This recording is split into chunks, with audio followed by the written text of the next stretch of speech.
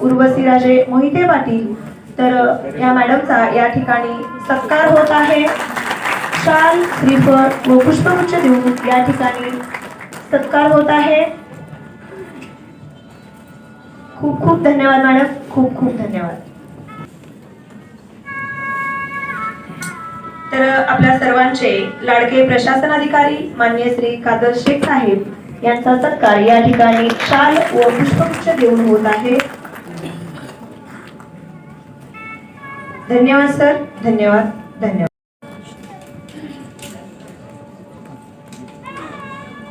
या ठिकाणी वसी बुराणकर यांचा सत्कार होत आहे। शाल पुष्पगुच्छ देऊन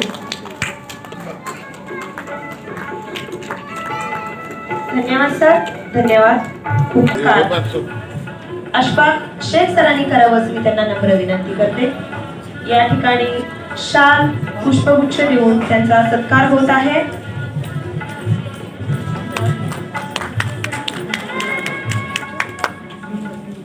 धन्यवाद सर, धन्यवाद, खूप खूप धन्यवाद।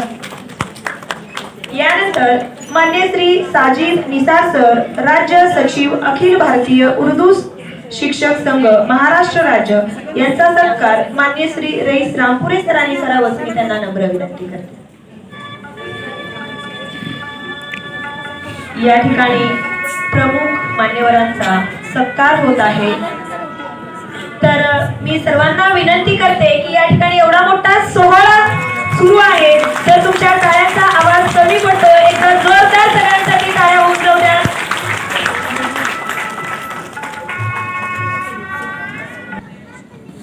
जुबेर हिप्परगी सरांना विनंती करते की त्यांनी करावं। तर या ठिकाणी मान्य श्री मास्टर सिद्दीक अहमद सर यांचा सत्कार हिप्परगी सरांनी करावं असं मी त्यांना नम्र विनंती करते।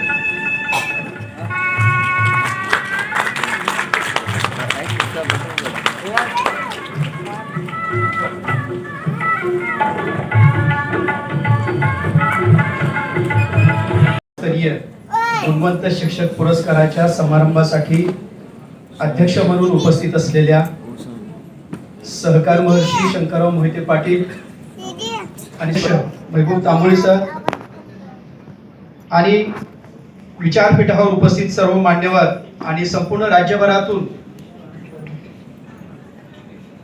या गुणवंत शिक्षक पुरस्कारासाठी सन्मानित होणारे सर्व गुरुजन, त्यांचे सर्व कुटुंबीय,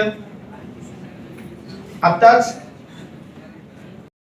की कोविड कसला माहित नाही, याच्यामध्ये काय करायचं माहित नाही, सगळे गोंधळलेल्या आणि चिंतेच्या अवस्थेमध्ये असताना आम्ही आमच्या शिक्षकांना, गुरुजनांना एक उपक्रम दिला। घरात बसून तुम्ही पण बाहेर जायचं नाही आणि मुलांना पण बाहेर जाऊ द्यायचं नाही।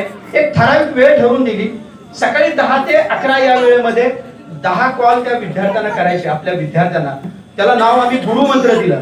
गुरुमंत्र याच्यासाठी की विद्यार्थी आपले गुरु जे काही सांगतात त्याच्यासाठी जो काही कानमंत्र देतात तो त्या विद्यार्थ्यासाठी खूप महत्त्वाचा असतो।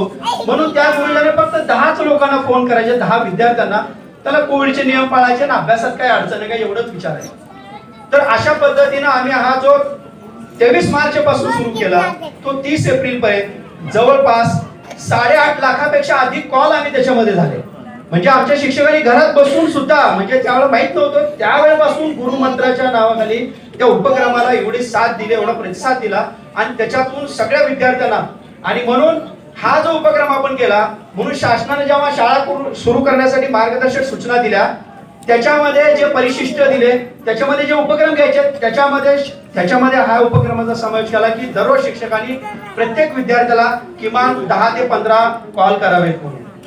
म्हणजे जे सोलापूरमध्ये आमच्या गुरुजनांनी गुरुमंत्र उपक्रमाच्या अंतर्गत सुरू केले त्याची दखल शासन स्तरावर जेव्हा आम्ही माननीय मंत्री महोदय आणि माननीय अप्पर मुख्य सचिव मॅडम यांची चर्चा करताना त्याच्या लक्षात आलं की असा संवाद होतो।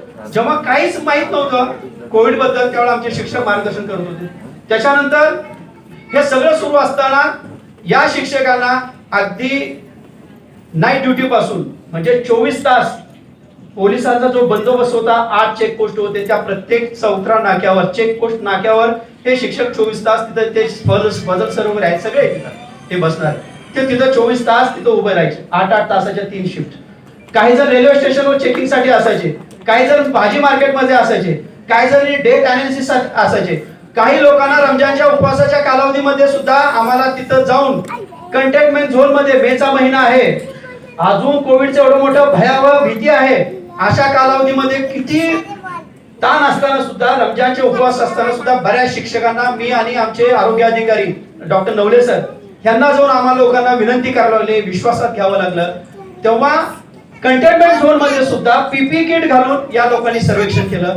नॉन कंटेनमेंट झोन मध्ये तर केलंच. त्याच्यानंतर अशा वेगवेगळ्या प्रकारच्या जबाबदाऱ्या, म्हणजे शिक्षक घरी बसले नाहीत, शिक्षकांनी बसून पगार घेतला नाही, शिक्षकांनी जीवावर खेळून त्यावेळेला कोविडचा प्रादुर्भाव रोखण्यासाठी सोलापूर शहरातल्या शिक्षकांनी फार मोठं सहकार्य केलं. ये सुनकर भी बहुत खुशी हुई. एक बात यहाँ पर कही गई कि अवार्ड जब मिलते हैं तो लोग उसके बाद और ज्यादा हौसला पाते हैं. साजिद साहब, बेशक इसमें से बहुत से लोग आदर्श हैं जिसे आपने चुना है, लेकिन जो आदर्श नहीं है लेकिन आदर्श होने की राह पर है, तो उन्हें भी इस अवार्ड से, इस एजाज से जरूर फायदा मिलेगा, हिम्मत मिलेगी और वो दोगुनी चौगुनी रफ्तार के साथ आदर्श बनने की कोशिश करेंगे. और हमारा मकसद स्टूडेंट है, क्योंकि हमारा स्कूल स्टूडेंट से है, तालिब इल्म से है, बच्चों से, विद्यार्थियों से. आप ऐसा तस्वीर कीजिए कि आपके स्कूल में एक भी बच्चा नहीं है तो उस स्कूल में कोई टीचर भी नहीं है, कोई हेडमास्टर नहीं है, मैं तो ये कहूँगा आगे बढ़कर कोई वहाँ प्यून भी नहीं रहेगा. तो हमारा अस्तित्व स्टूडेंट से है, तो जाहिर बात है उन स्टूडेंट का भविष्य बनाने के लिए, उनकी नस्ल सुधारने के लिए हमें सारे कामों को बाजू रखते हुए सबसे आगे, सबसे तरजीह प्रेफरेंस देके हमें ये काम करना होगा.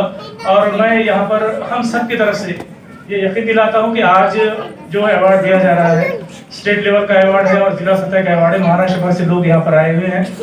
तो सभी लोग जो अवार्ड ले रहे हैं यहाँ पर, वो यकीनी तौर पर ये कोशिश करेंगे कि इस अवार्ड का जो आपने यहाँ इस बड़े सभागृह में, मैं मालूम किया कि सोलापुर का सबसे अच्छे सभागृह में से सभागृह है ये, तो यहाँ पर जो अवार्ड से आप नवाज रहे हैं इसकी इज्जत रखेंगे और पूरे महाराष्ट्र में इस अवार्ड के जरिए इस फंक्शन का भी नाम होगा, अवार्ड का भी नाम होगा और स्टूडेंट्स की उनको मंजिल तक पहुंचाने के लिए हम सब मिलकर काम करेंगे. मैं चाहूंगा कि आप सब लोग जो है तो एक बार हाथ उठाकर मेरे साथ सपोर्ट करें कि हम जो है स्टूडेंट्स के लिए जो है तो काम करने के लिए तैयार हैं. चलिए, माशाल्लाह मुझे यहाँ पर बोलने का मौका दिया गया, अपनी बात रखने का मौका दिया गया. बोलने के लिए बहुत कुछ है, लेकिन चूंकि मनोगत की तरह ही होना चाहिए, भाषण नहीं होना चाहिए, इसलिए मैं इकबाल के एक शेर पर अपनी बात मुकम्मल करता हूँ. ओ सदाकत के लिए जिस दिल में मरने की तड़प, ओ सदाकत के लिए जिस दिल में मरने की तड़प, पहले अपने पी करे खाकी में जान पैदा कर. हमारी जान स्टूडेंट्स है, हम उसमें इंशाल्लाह जरूर जान पैदा करेंगे. इस बात का यकीन दिलाते हुए अपनी बात मुकम्मल करता हूँ.